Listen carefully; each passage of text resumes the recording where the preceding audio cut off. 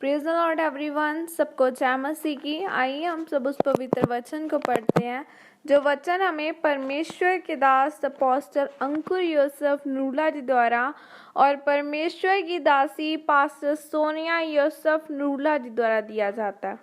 आइए हम सब उस पवित्र वचन को पढ़ें।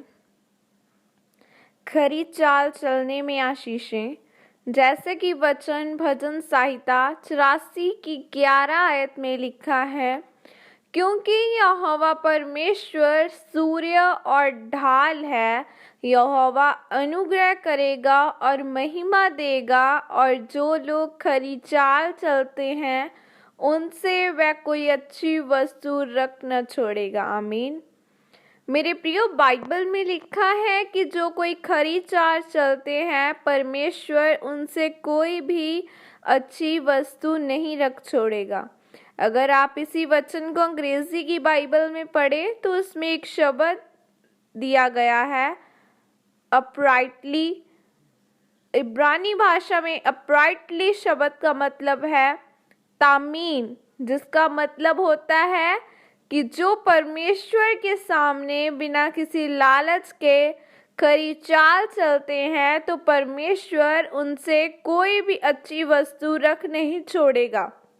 जब आप प्रभु यीशु मसीह के बारे में पढ़ते हैं तो लिखा है कि जब शैतान उनको परखने के लिए उनके पास आया तो प्रभु यीशु मसीह ने कोई भी गलती नहीं की, बल्कि खरी चाल चली और परमेश्वर ने उनसे कोई भी अच्छी वस्तु नहीं रख छोड़ी। उसी तरह से जब आप पतरस के बारे में पढ़ें तो लिखा है कि खरी चाल चलने के कारण परमेश्वर ने उसे अगुआ बनाया, क्योंकि जब परमेश्वर ने चेलों को चुना था तो उनसे यह नहीं कहा था कि पतरस उनका अगुआ होगा, लेकिन पतरस के कामों ने और उसकी खरी चाल चलने के कारण परमेश्वर ने उसे अगुआ बना दिया। लेकिन दूसरी तरफ यहूदा वह चेला था जो ऊंचा पद चाहता था, इसलिए वह खजांची था, पर उसके अंदर अगुवाई करने वाला कोई भी वरदान नहीं था। याद रखें, कुछ लोग ऊंचा पद तो चाहते हैं पर उनके अंदर अगुवाई का वरदान नहीं होता। यही एक कारण है कि यहूदा गिरा, जबकि वह प्रभु यीशु मसीह के साथ रहता था, और गहेजी भी गिरा जबकि वह अलीशा के साथ रहता था। मेरे प्रियो, एक बात हमेशा याद रखें, अगर संसारिक रीति से सफल होने के लिए आपको नियमों के अनुसार चलना पड़ता है, तो उसी से आत्मिक रीति से चलने के लिए और जीतने के लिए भी आपके पास भी कुछ नियम होते हैं। बाइबल में लिखा है कि अगर तू ऊंचा होना चाहता है तो अपने आप को नीचा कर, तब तू परमेश्वर के द्वारा ऊंचा किया जाएगा। लेकिन आज समस्या यह है कि जब आप अपने आप को ऊंचा करने की कोशिश करते हैं तो परमेश्वर आपको नीचा करते हैं। मेरे प्रियो, आज आपको वचन के अनुसार चलने की और परमेश्वर में खरी चाल चलते हुए काम करते रहने की ज़रूरत है। जिस तरह परमेश्वर ने कहा कि तू काम करता जा और ऊंचाई तुझे मैं दूंगा।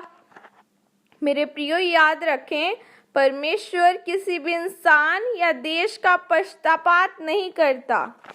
जब आप खरी चाल चलते हुए परमेश्वर और अपने कामों को करते जाएंगे तो वह आपको उस स्थान पर जरूर बिठाएगा जिसके आप काबिल हैं। कई बार ऐसा होता है कि विश्वासी जानते हैं कि प्रभु यीशु मसीह परमेश्वर है, लेकिन फिर भी कभी ना कभी गुनाह उनके दिल में आता है और वह गिरते हैं।